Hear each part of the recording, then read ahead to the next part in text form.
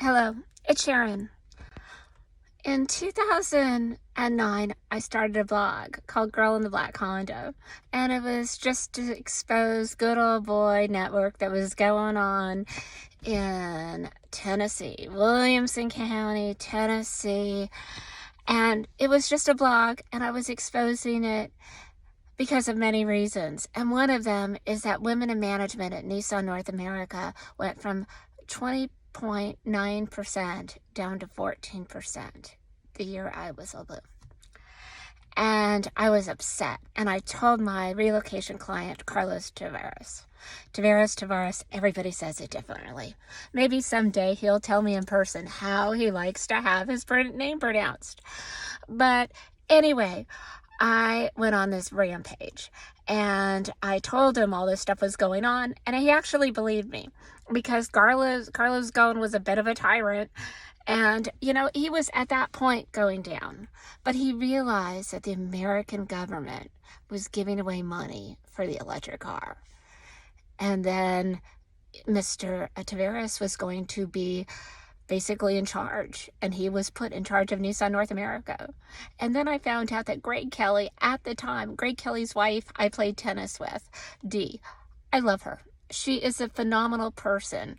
I got sick, she brought me tacos. I mean, Dee was always a good friend, somebody I always enjoyed having a beer with. Greg Kelly was at my 40th birthday party. But Greg Kelly, when I complained about Nissan and the electric Leaf and how it was built to fail, and I found out that they were costing $80,000 a year to produce, but they were selling for $34,000, and after tax credits people were paying about $20,000 for them. It wasn't fair to the American taxpayers.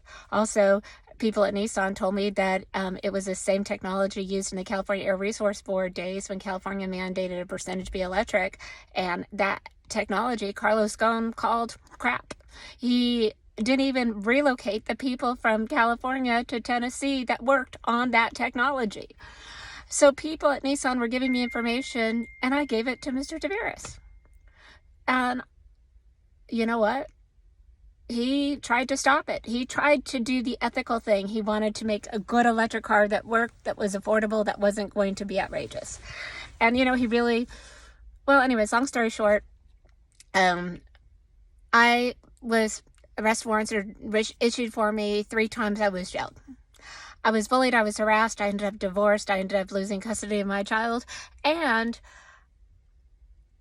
I ended up having to reach out to people that I worked with in the 80s.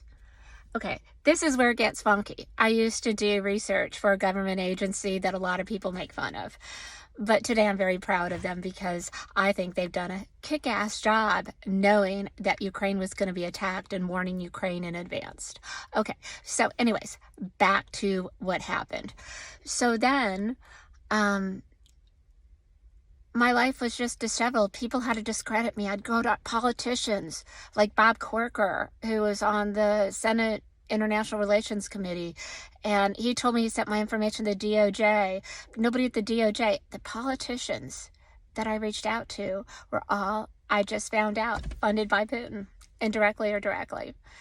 I've been asking Marco Rubio for help with my retirement package. Where's my retirement package? I was told if I helped out, I have been blogging about issues that people at the Pentagon, people in intel agencies have wanted out. In 2018, I actually asked Nancy Pelosi at the Atlantic Fest about our exit strategy in Afghanistan. So I was promised a retirement package if I did this shit, okay? And then, so what happened was, it was supposed to happen if Hillary won, because I really didn't think that highly of the Clintons, because the Clintons were basically in bed. The Clinton Foundation was in bed with Carlos Ghosn, because Ghosn was a big tight with the Clinton Foundation, Clinton Global Initiative. So is Jeffrey Epstein. Yeah, Jeffrey Epstein. See, Jeffrey Epstein was a Russian, not an agent, but an asset. And he got people, he created honeypots, and he got people in compromising positions. And that is how Putin, one of the ways that Putin was able to rule the world. So anyways, my story is long and it's confusing. And, I really could write a book. Actually, I might. But I really don't want. I really want to go back to work. When I was working in the auto industry, I liked it. And I see a big, gap at Stellantis, and that's an affordable middle-class sedan. It's a gap. And I was told I would not be considered for any job anywhere. Okay, so I've been living with catastrophic healthcare plan because Obamacare sucks, and for people that make over $51,000, we have to pay like $800 a month for a premium and have a deductible of $6,000 to $8,000. Well, that means that my insurance is like $24,000 a year, and that's not enough money, or I don't have enough money to pay all that for healthcare, so now I have a catastrophic plan. So I desperately want to go to work because I want health insurance. Oh, dental too. And I was at the Jeep Chrysler dealership, and I would like a ProMaster 350 RV prepped. That's what I'd like for my company car. I'm going to turn it into camper van. Oh, they told me it was a 24-hour wait, or not a 24-hour, a 24-month wait. So I could order it and get it in 24 months. But then I was actually going to do it, and then they told me that there was going to be a $6,000 fee just because of all the chip shortages. Well, just incorporating your price. Don't have a $6,000 chip shortage fee. So anyways, I hope Mr. Tavares sees this and knows that I really want to help with the sedan crisis that Stellantis has, because I know with my research skills, I learned my research skills from some of the greatest people on the mines, people that did propaganda for the Reagans. Okay, so I mean, Reagan had really good propaganda. So, and propaganda is basically marketing materials, and it's knowing what people want. And the people that I worked with helped bring that wall down in Russia. And now some of the people that were low level like me are the people that are working to fuck Putin. Yeah, because you see, Putin has created a lot of destruction, and he's targeted not just me indirectly via Carlos Ghosn and Nissan execs. Now, do I blame Greg Kelly for what happened to me? He let it happen, but he had really no choice. You know, I mean, it's like you have a guy that's beholden to Putin, right? And when I whistleblew, it turned out that my lawyer was on the payroll of Putin, and Nissan was trying to get Autovance, and my lawyer, I was told, was going against me. So I ended up having to actually represent myself in my cases. And because I had no lawyer, I was found guilty of the lowest level misdemeanor that was equal to a speeding ticket that was like 10 miles over the limit, and I had to pay a $50 fine. So I could, if I wanted to, go to Tennessee and ask for my $50 back. Maybe I will. Okay, I'm rambling, but I want Nissan to know that I do not blame everybody at Nissan. In fact, people at Nissan have been my biggest supporters, just like there are people in Russia that are the biggest supporters of Ukraine. Okay? So those people that are in Russia that are protesting against Putin, those are equal to the people at Nissan that were supporting me. And now I am one of Ukraine's biggest supporters.